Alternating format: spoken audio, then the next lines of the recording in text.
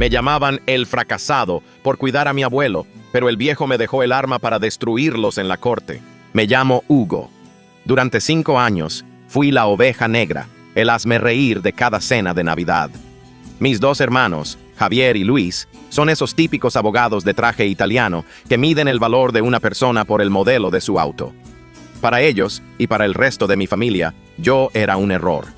Intenté montar un negocio de carpintería artesanal que quebró por confiar en las personas equivocadas, y desde entonces me pusieron la etiqueta de el fracasado. Mi propia madre decía que yo no tenía el gen del éxito y que terminaría pidiendo limosna. Nadie me escuchaba, nadie me miraba a los ojos sin sentir lástima, excepto el abuelo. Él fue el único que, cuando perdí mi taller, me puso una mano en el hombro y me dijo: Hugo, el mundo está lleno de gente que construye castillos de arena. Tú estás aprendiendo a trabajar la piedra, y eso toma tiempo. Por eso, cuando el abuelo enfermó y mis hermanos empezaron a buscar asilos baratos en internet para deshacerse de la carga, no lo dudé. Vendí lo poco que me quedaba y me mudé a su vieja casa de madera, que olía a café y a recuerdos. Pasé 5 años limpiando su cara, dándole de comer en la boca y escuchando sus historias de la guerra, mientras mis hermanos solo aparecían una vez al año para tomarse una selfie con él, poner un pie de foto sobre el amor a los mayores y ganar likes. En cuanto se apagaba la cámara, se burlaban de mí. «Mírate, Hugo», decía Javier mientras se sacudía el polvo de su traje de $1000.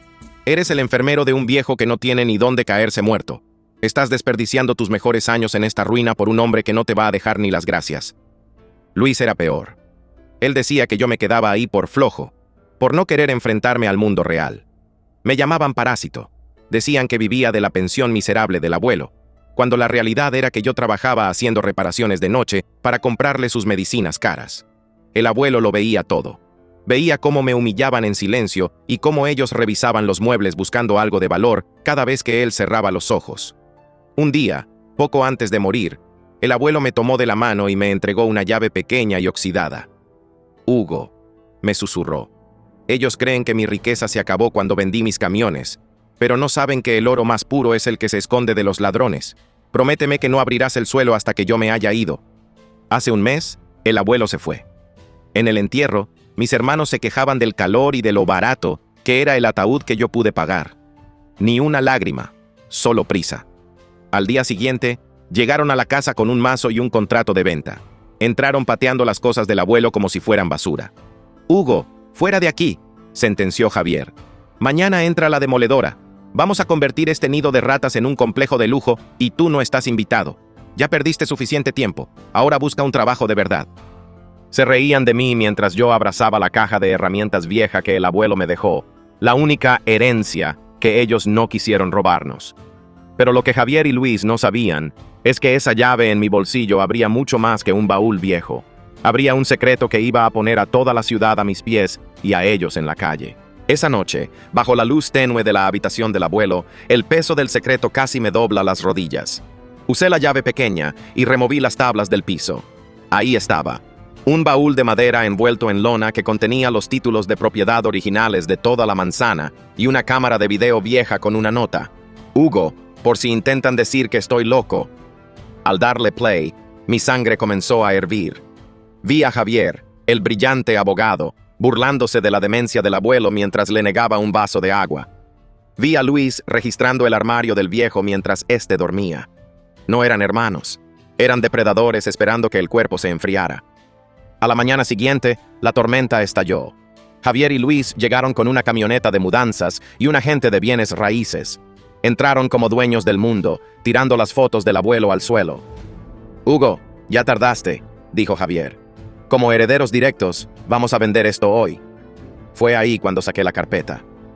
«El abuelo dejó un testamento ante notario hace un mes», dije con la voz firme. «Me dejó todo a mí». El silencio fue sepulcral, seguido de una carcajada histérica de Luis. Pero Javier, con su mente de tiburón legal, reaccionó al instante. No se rindieron, se activaron. En menos de 48 horas, me notificaron una demanda de nulidad de testamento por incapacidad mental. El juez dictó una medida cautelar. La propiedad quedó congelada. Yo podía seguir viviendo ahí, pero no podía tocar nada, ni vender, ni remodelar. La casa se llenó de sellos judiciales en las puertas. Era como vivir en una escena del crimen. La audiencia se fijó para dentro de un mes. Ese mes fue un auténtico infierno. Javier y Luis usaron sus influencias para que ningún bufete de prestigio aceptara mi caso. Me cerraron las puertas en toda la ciudad. Tuve que recurrir a un antiguo compañero, un abogado de oficio llamado Ernesto. «La tenemos complicada, Hugo», me dijo Ernesto en nuestra primera reunión clandestina en la cocina de la casa. «Ellos tienen el presupuesto para contratar peritos que digan que el video está editado o que tú manipulaste al abuelo. En la ley, si ellos demuestran que el abuelo no era apto mentalmente, el video no servirá de nada porque dirán que lo grabaste abusando de su condición». Mientras Ernesto buscaba una grieta legal, mi día a día se volvió una pesadilla. No podía salir al jardín sin que algún vecino me gritara «¡Ladrón!». La gente que antes me veía cuidar al viejo ahora me miraba con asco. Luis filtró a la prensa local que yo había secuestrado emocionalmente al abuelo. En el supermercado, las cajeras evitaban tocar mi mano. Mi propia madre me llamó para maldecirme, diciendo que era la vergüenza de la familia por querer robarle a mis hermanos exitosos. Me convertí en un ermitaño. Pasé ese mes digitalizando el contenido de la cámara vieja, pero también investigando por mi cuenta. Javier y Luis me enviaban correos diarios con tono de victoria. «Ríndete ahora y no pediremos cárcel, solo el 100% de la propiedad». No sabían que, mientras ellos gastaban miles en testigos comprados, Ernesto y yo estábamos encontrando algo mucho más oscuro. La razón por la que tenían tanta prisa. Sus deudas de juego y sus inversiones fallidas los tenían contra las cuerdas. Necesitaban la casa no por orgullo, sino para no terminar en la calle ellos mismos.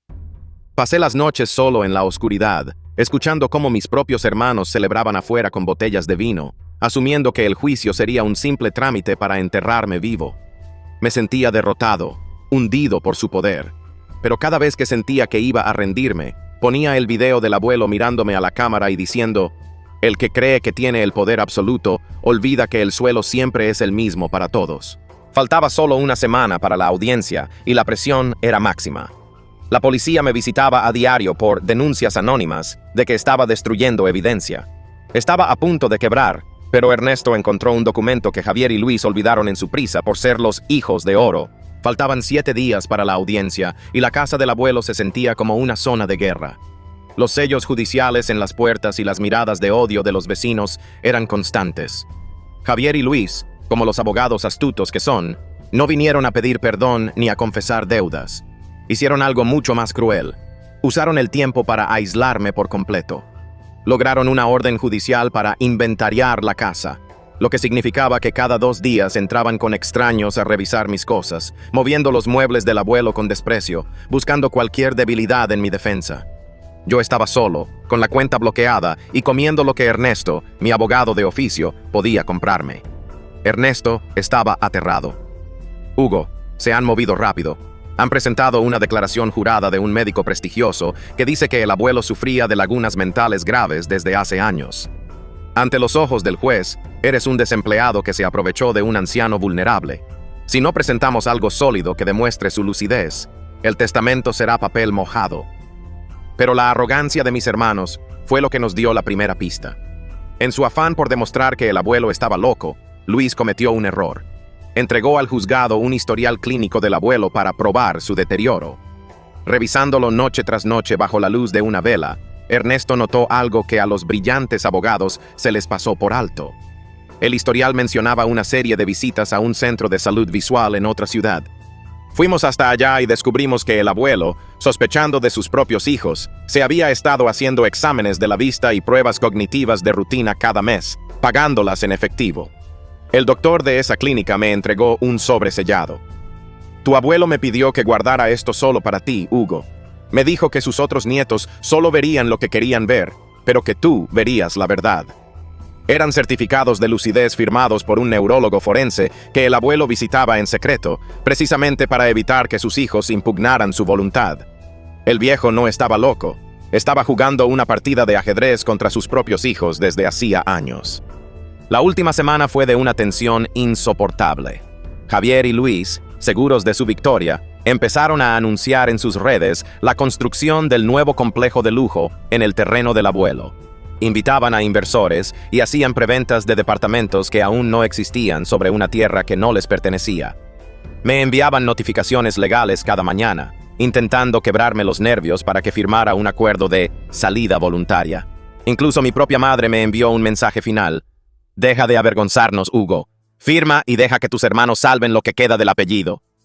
Me quedé en silencio, viendo la cámara vieja, esperando el momento de hablar. Llegó la noche previa al juicio. Ernesto y yo terminamos de digitalizar los videos y de cotejar los certificados de lucidez. Teníamos la prueba de que el abuelo estaba más cuerdo que todos nosotros juntos. Afuera, la prensa ya tenía los micrófonos listos para cubrir el fraude del siglo. Javier y Luis publicaron una última foto brindando con whisky caro. Mañana se acaba el circo del fracaso.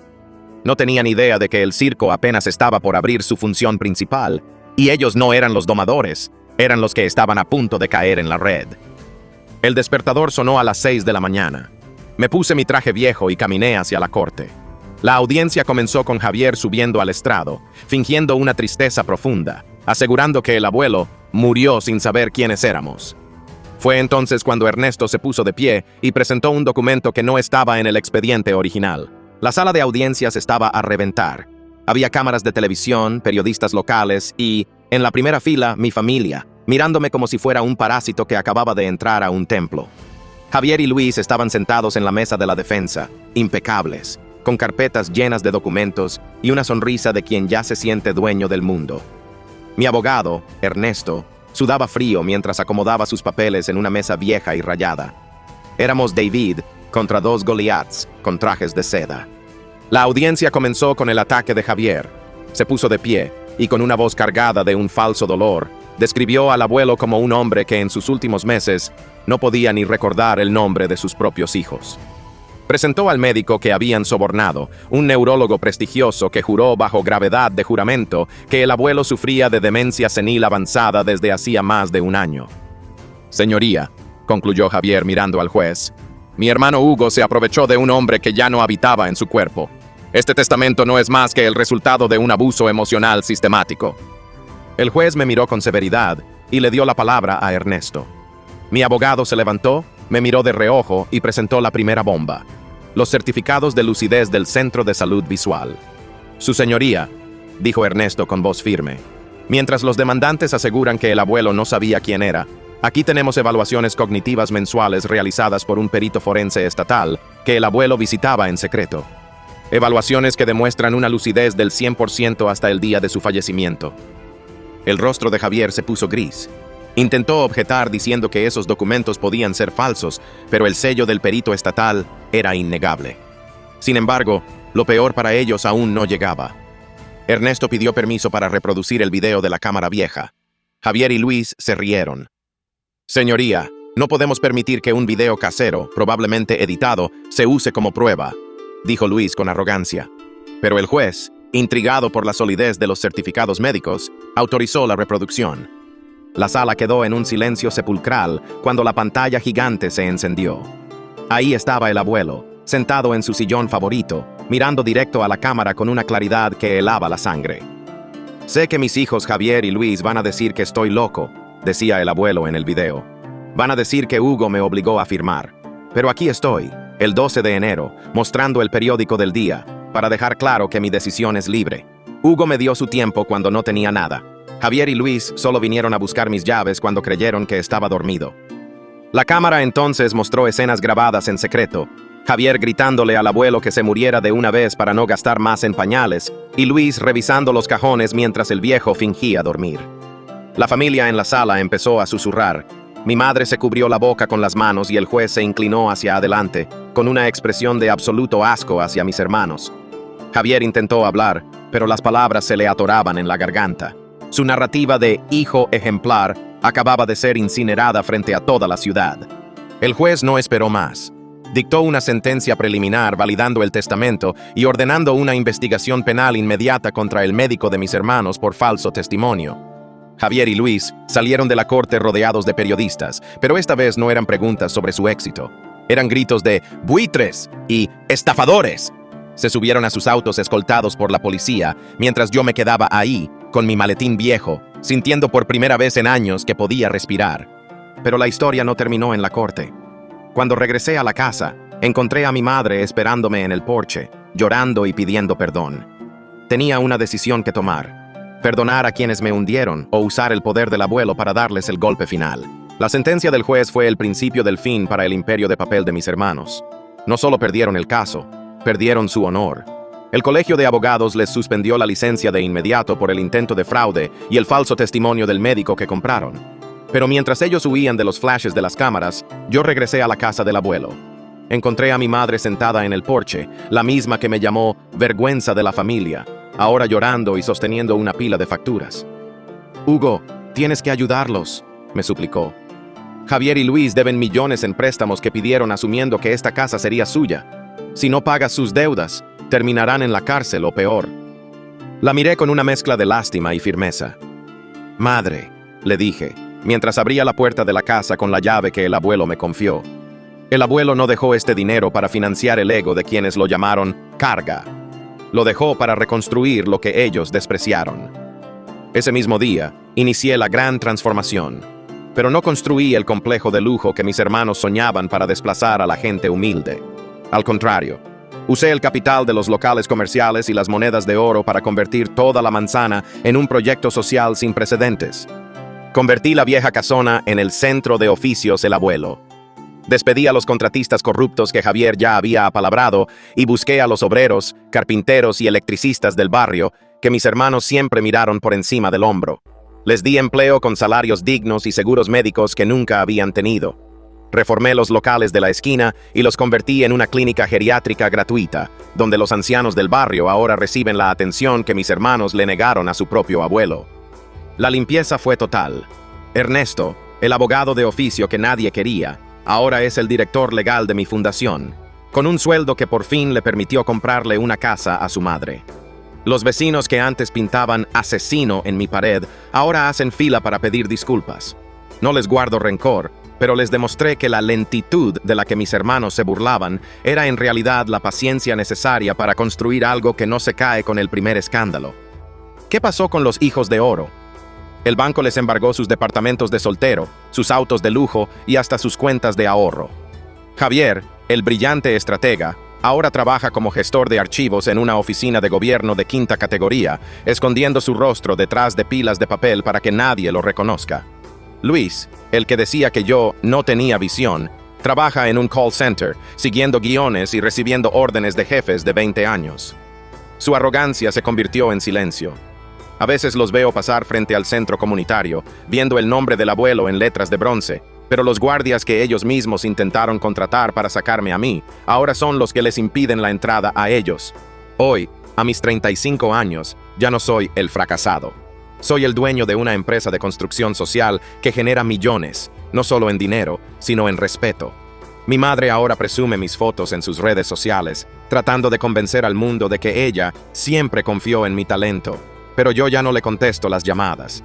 Aprendí que la verdadera riqueza no está en el testamento, sino en la paz de saber que hiciste lo correcto cuando nadie te estaba mirando. El abuelo tenía razón. El que trabaja la piedra, construye para siempre. El que construye sobre mentiras, termina enterrado por ellas.